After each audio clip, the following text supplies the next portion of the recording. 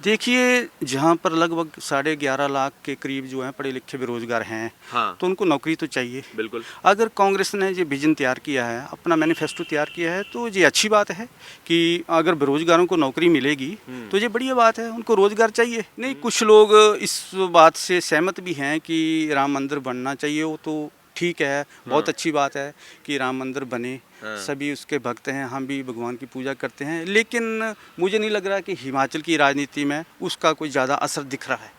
नहीं दिखेगा नहीं असर। दिख रहा। रोजगार पे ज्यादा सोचेगी जनता। रोजगार पे, ओल्ड पेंशन स्कीम पे, किसानों की आज देखेंगे हमारे जो हिमाचल के जो पहाड़ी इलाके हैं, जहाँ जंगली जानवर बहुत होते हैं, हाँ। लोग फसल उगाते हैं लेकिन जंगली जानवर उसको खा जाते हैं, आवारा जो पशु हैं। ये तो मैंने तो आज तक हिमाचल में ऐसा रिवाज मैंने देखा नहीं है कि सरकार रिपीट हो जाए। रिपीट हो जाए। नमस्कार, मैं इस वक्त मौजूद हूँ नूरपुर कांगड़ा डिस्ट्रिक्ट में, हिमाचल प्रदेश में। और आप मेरे साथ एक खास मेहमान हैं। संजीव खट्टा जी हैं, स्थानीय पत्रकार हैं और नूरपुर और उसके आसपास के इलाकों को, लगभग पूरे कांगड़ा जिले को कवर करते हैं, पत्रकार हैं।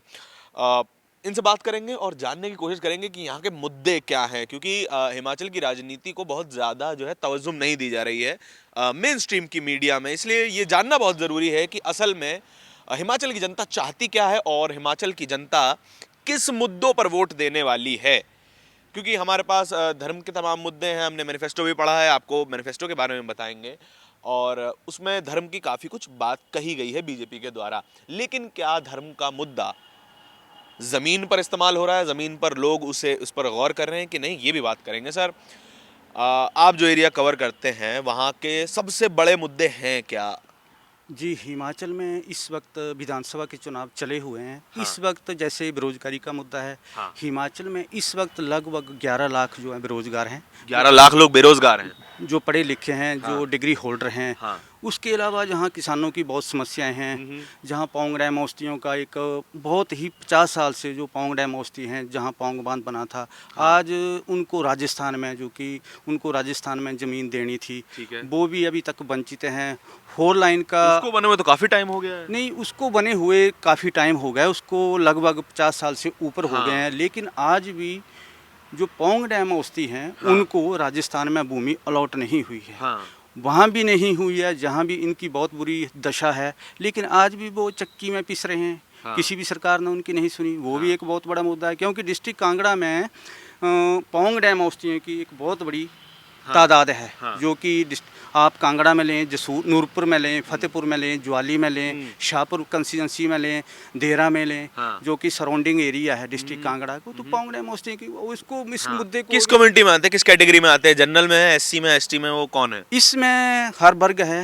हाँ। और ओबीसी, एससी, जनरल कैटेगरी कम है, ओबीसी ज़्यादा है। ओबीसी कैटेगरी ज्यादा है। जी जी जी। अच्छा, क्या रिजर्वेशन मिल रहा है ओबीसी को यहाँ पर? नहीं, ओबीसी को तो 25 रिजर्वेशन सरकार ने की थी, हाँ। लेकिन इम्प्लीमेंट है 17.5% तक। इम्प्लीमेंट 17.5% के जी आसपास ही जी है। जी जी, बिल्कुल। अच्छा। तो इससे भी देखो ना, 27% अगर की थी तो वो नहीं मिल रही है।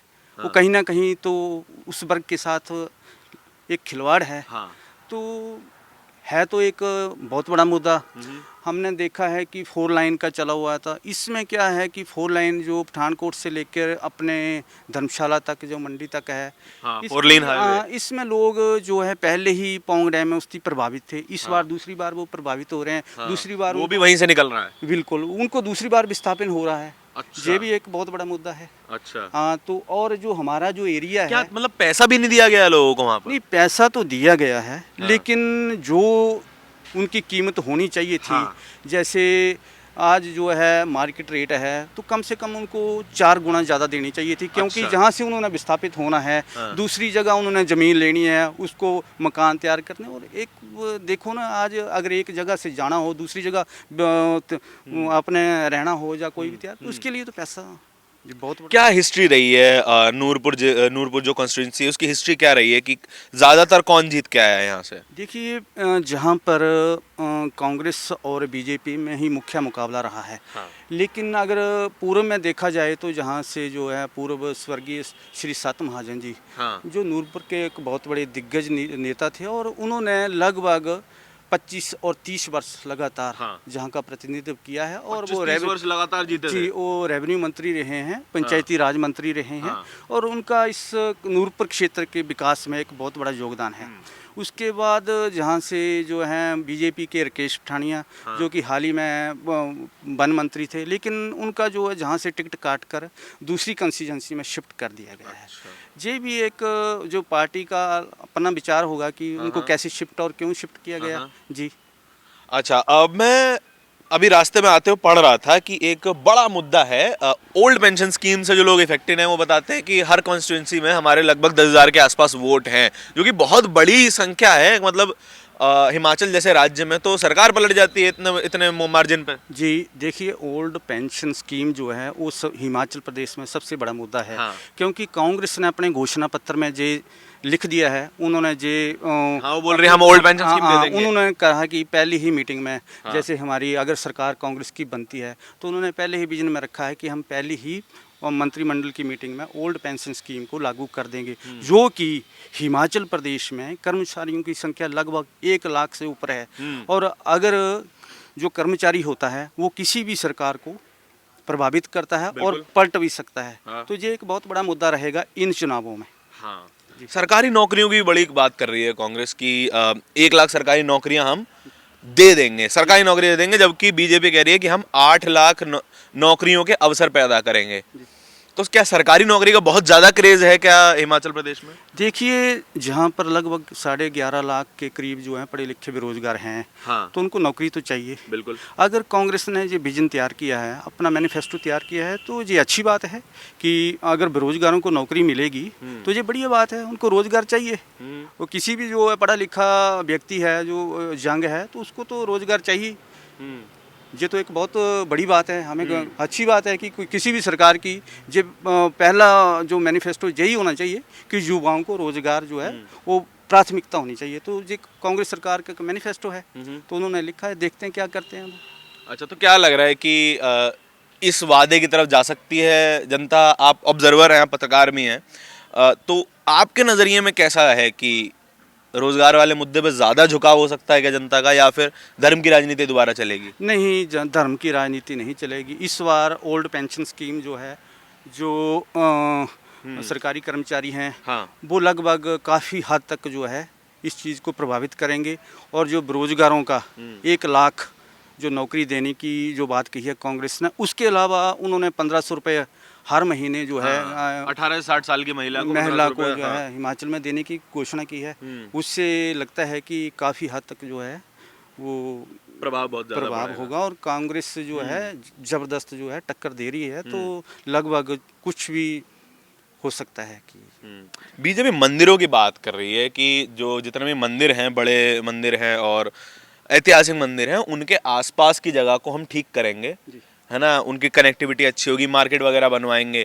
उधर की तरफ ज़्यादा सोचा जा सकता है कि क्या बेरोजगारी के मुद्दे पर ये मंदिर वाला मुद्दा हावी हो जाएगा क्या? देखिए, हिमाचल प्रदेश जो है, जो एक देवी देवताओं का स्थान है, जहाँ लोग एक धार्मिक आस्था से जुड़े हुए हैं। और आप देखेंगे डिस्ट्रिक्ट कांगड़ा में, हमीरपुर में, चाहे आप शिमला ले लीजिए, चाहे चंबा ले लीजिए, बहुत ही ऐतिहासिक मंदिर हैं और लोग देवी देवताओं को पूजते हैं और एक बड़े सच्चे मन से उनकी पूजा करते हैं। लेकिन ये अच्छी बात है कि देवी देवताओं के स्थान को अच्छा बनाया जाना चाहिए। हाँ। तो इसको एक राजनीति से हटके भी देखना चाहिए, मेरा ये कहना है। तो क्या जनता उस तरफ वोट कर देगी क्या मंदिर के नाम पे वोट कर देगी? लग रहा है आपको ऐसा कुछ? क्योंकि आप ज़्यादा जानते हैं इस एरिया के बारे में। नहीं, कुछ लोग इस बात से सहमत भी हैं कि राम मंदिर बनना चाहिए। वो तो ठीक है, बहुत अच्छी बात है कि राम मंदिर बने। सभी उसके भक्त हैं, हम भी भगवान की पूजा करते हैं। लेकिन मुझे नहीं लग रहा कि हिमाचल की राजनीति में उसका कोई ज़्यादा असर दिख रहा है। नहीं दिखेगा? नहीं दिख रहा। रोजगार पे ज़्यादा सोचेगी जनता, रोजगार पे, ओल्ड पेंशन स्कीम पे, किसानों की। आज देखेंगे हमारे जो हिमाचल के जो पहाड़ी इलाके हैं, जहाँ जंगली जानवर बहुत होते हैं। हाँ। लोग फसल उगाते हैं लेकिन जंगली जानवर उसको खा जाते हैं। आवारा जो पशु हैं, ये तो मैंने बहुत सुना है कि जंगली जानवरों की, आवारा पशुओं की बहुत ज़्यादा समस्या है, देश के हर राज्य में है। देखो, जंगली जानवर, आवारा पशु जो हैं, किसानों की जो है सारी फसल नष्ट कर रहे हैं। एक किसान जो है बड़ी मेहनत से फसल तैयार करता है और उसकी आज देखें कि उपज जो है वो सारी ही कुछ नहीं निकल रहा। तो किसान लोग जो है वो कर्जे के नीचे दब रहा है। मुझे नहीं लग रहा है कि किसान आज खुश है इस बात से कि उनके लिए कोई खास जो है कुछ situation हो नहीं नहीं सका, है। कुछ हो नहीं सका। हाँ, कैसी परफॉर्मेंस देखते हैं? 5 साल सरकार रह चुकी है, हिमाचल ने कभी किसी सरकार को रिपीट नहीं करने दिया हिमाचल की जनता ने। तो कैसी परफॉर्मेंस है? क्या बीजेपी जो दावा कर रही है कि हम इस पूरी रीत को तोड़ देंगे, लग रहा है टूट जाएगी ये रीत? देखिए, डिस्ट्रिक्ट कांगड़ा में जहाँ तक हम बात करें हाँ, कि आज तक हमने देखा है स्वर्गीय राजा वीरभद्र सिंह जी हाँ, को, हाँ। चाहे पूर्व मुख्यमंत्री श्री प्रेम कुमार धूमल जी हों, चाहे श्री शांता कुमार जी रहे हों, तो आज तक हिमाचल में ऐसा रिवाज मैंने देखा नहीं है कि सरकार रिपीट हो जाए। रिपीट हो जाए। जी, तो मुझे नहीं लग रहा कि ये एक मैं इस बारे में कुछ ज़्यादा बोल नहीं सकता कि ऐसा हो सकता हाँ, है। मैं समझ गया। पत्रकारों को कभी कोई दावे नहीं करने चाहिए, ये तो मैं मानता हूँ कि लेकिन एक बात तो है कि बीजेपी हिंदू की राजनीति, हिंदू मुसलमान की राजनीति खेलने में बहुत अच्छी है। क्या यहाँ पे वो चलता है? आज तक चल पाया है कभी? नहीं, हिमाचल प्रदेश की राजनीति में जो है, जो धर्म की राजनीति है वो बहुत ही कम चली है। बहुत कम चली बहुत है। कम चली है। अच्छा, जी। तो क्या ये फिर यहाँ पे फिर लॉजिक क्या बनता है? या तो जनता इंटरेस्टेड है उसमें, है मंदिर मस्जिद की राजनीति में, या तो इंटरेस्टेड है, या फिर बीजेपी जबरदस्ती करना चाह रही है। नहीं, ऐसी बात नहीं है। देखिए, जो हमारे जो क्षेत्र हैं वो हाँ। पहाड़ी के क्षेत्र हैं, जहाँ हाँ। पर और भी भौगोलिक परिस्थितियाँ के अनुसार लोग जो है लोग नेताओं को वोट डालते हैं। ये एक जो जिस बात आप कह रहे हैं जी, इससे मैं तो सहमत नहीं। अच्छा, जी। SC ST की क्या सिचुएशन है इससे पूरे पूरे राज्य में, या आप जहाँ कवर करते हैं क्या सिचुएशन है? देखिए, एससी वर्ग को लगभग 15% जो है रिजर्वेशन हाँ। मिली है, एसटी को भी रिजर्वेशन मिली है, हाँ, लेकिन 7.5% की। और हिमाचल प्रदेश में ओबीसी एससी एसटी वर्ग की काफ़ी ज़्यादा संख्या और वोटिंग भी काफ़ी ज़्यादा करते हैं, तो ये किसी भी सरकार को जो है वो प्रभावित कर सकते हैं। लेकिन सवर्णों की भी तो अच्छी खासी संख्या बताई जाती है। अभी मैं किसी से बात कर रहा था तो बता रहे थे कम से कम 33% की पॉपुलेशन है सवर्णों की। जी। वो भी तो बीजेपी की तरफ जा सकते हैं। नहीं, वो ऐसा तो खैर है ही उनकी तरफ। जी, ऐसा तो हो भी सकता है, लेकिन हाँ। कांग्रेस में भी है, बीजेपी में है। हाँ। दोनों ही पार्टियों में जो स्वर्ण है। हाँ। हाँ, तो आज हम देख रहे हैं कि जैसे फतेहपुर में भवानी सिंह पठानिया जो हैं, हाँ। फतेहपुर से कांग्रेस प्रत्याशी हैं, तो बीजेपी से हाँ। श्री राकेश पठानिया जी हैं। हम्म। तो लगभग दोनों ही पार्टियों में स्वर्ण है, ओबीसी भी है, एससी भी वर्ग है, और इसमें कुछ भी हो सकता है। कुछ भी हो सकता है, कुछ नहीं कह पाएंगे आप, हैं? ऐसा नहीं है कि मैं ये कह दूं कि रिवाज बदलेगा, लेकिन मुझे इस बार कुछ ऐसी उम्मीद बड़ी कम दिख रही है। कि रिवाज बदल जाए। जी। कांग्रेस का है कुछ असर? देखिए, लोग कुछ सरकार से नाराज़ भी हैं कि जो पिछले वादे थे वो पूरे भी नहीं हुए हैं। नौकरियों के बारे में भी कुछ ज़्यादा रोजगार उपलब्ध नहीं हो सके हैं। चलिए। ओल्ड पेंशन स्कीम भी है, पोंग डैम औषधियों का मुद्दा भी है, फोन लाइन का मुद्दा भी है, किसानों का मुद्दा भी है। तो ये सारे एक बहुत बड़े मुद्दे हैं कि 11.5 लाख जो है बेरोजगार आज ठीक है सड़कों पे है। ठीक है। तो ये ठीक है, ये दो तीन सर ने बड़े मुद्दे बताए हैं। ओल्ड पेंशन स्कीम है, पोंग डैम का जो है मुद्दा है, जिनको ज़मीनें दूसरी जगह पर नहीं मिली हैं, और जो है किसानों का भी बड़ा मुद्दा है जिस पर कांग्रेस बहुत ज़्यादा तवज्जुह से बात कर रही है। सेब के किसानों को हर किस्म पे MSP देने की बात की जा रही है। इन 3 मुद्दों पे आपके क्या विचार हैं? सर के ऑब्जर्वेशन पे आपके क्या विचार हैं? कमेंट सेक्शन में ज़रूर बताइएगा। कैमरे के पीछे मेरे साथी आशीष के साथ इंडिया इंटरनेशनल न्यूज़ के लिए धारण की रिपोर्ट। धन्यवाद।